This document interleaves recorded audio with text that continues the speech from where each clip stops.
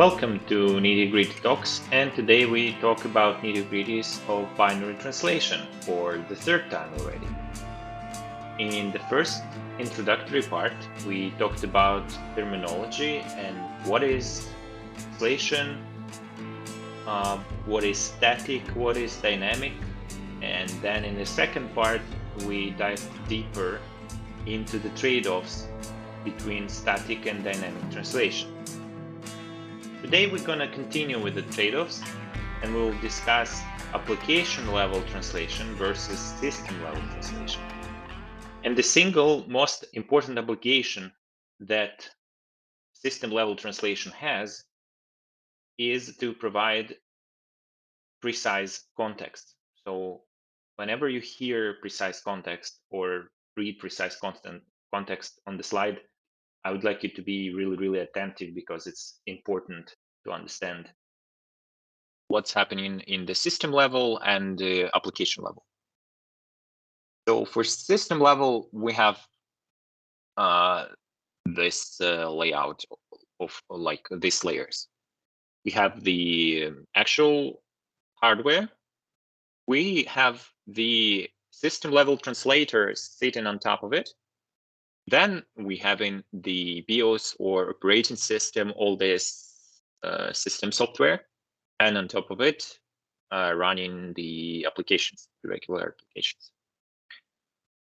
So translator here can hide the actual architecture, which is lying underneath. So it is sometimes referred as a virtual architecture. And in this regard, it's kind of similar to virtual machines in the regard that the applications which run on top may even not know what's the hardware they are running on. And for the application level translators, this looks like hardware, then system software, then the translator, and then the application.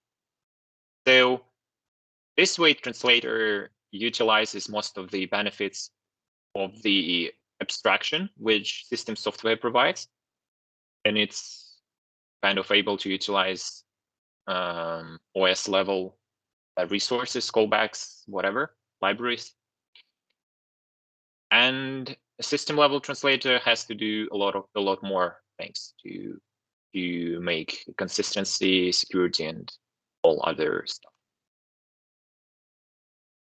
So in more detail, what we want from system level translator is precise context, which means that the operating system or any software that runs on top of translator cannot know it is running on not exactly the hardware which it is presented by translator. So that's a very strong guarantee. You cannot, for example, extend cache or make a visible extension for cache, and you cannot. All the optimizations that you do have to be somehow or either hidden or hidden, or they should translate to the same hardware. So being purely software optimizations. So the ones that could be done for a compiler, for example, the regular compiler. And here we have the security point, which is, I'm not an expert with it, but it seems like with the meltdown and stuff, you can just exploit having the optimization in the system. You can exploit the and intrude into the system via using some memory latencies.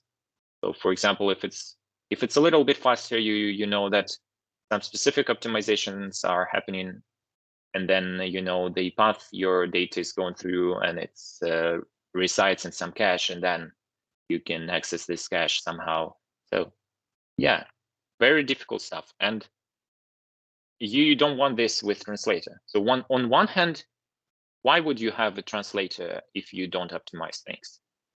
Yeah, first for compatibility, but second biggest reason is performance. And then you have such a limitation that you cannot expose anything different from the architecture. So for example, if you are running,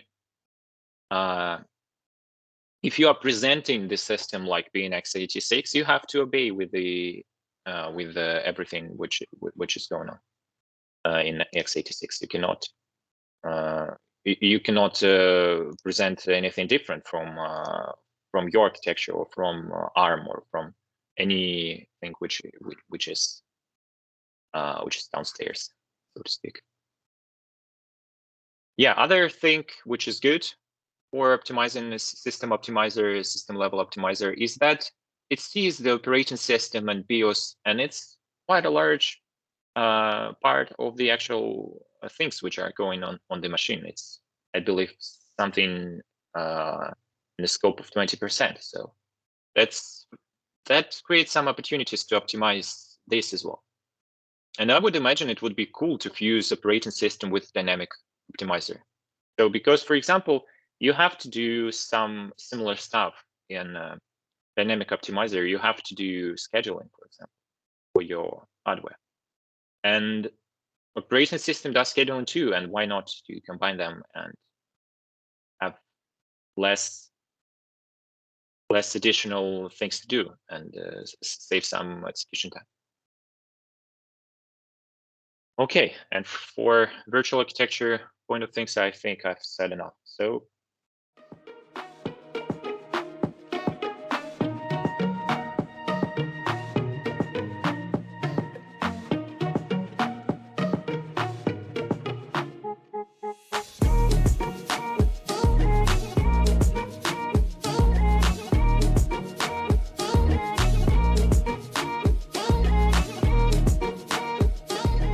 making the dynamic system level translator, which is faster than actual system architecture, is very, very hard task. So usual examples for the translations go for 80 to 90% of performance.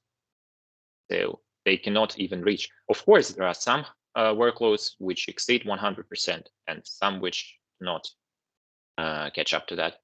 So huge thank you for being with me today. We covered what is precise context and how system level translation needs to maintain it and present it to the upper levels of software. Also, we discussed about different purposes for which system level translation may be employed, namely performance reasons and compatibility reasons, or so-called virtual architecture. And don't worry, we will have additional discussion about precise context and its trade-offs and the pain points which engineering challenges this imposes. In the next video, we will cover alternatives to binary translation, in a sense that which other technologies and how can you set up your system in different ways in order to achieve the same goals of performance enhancement and providing compatibility between different architectures. Hope this was interesting and useful. If you have any questions, I would be glad to answer them in the comment section. Please feel free to support me, giving me a like or subscribing to the channel. And for today, that's everything I have to say, and hope to see you next time.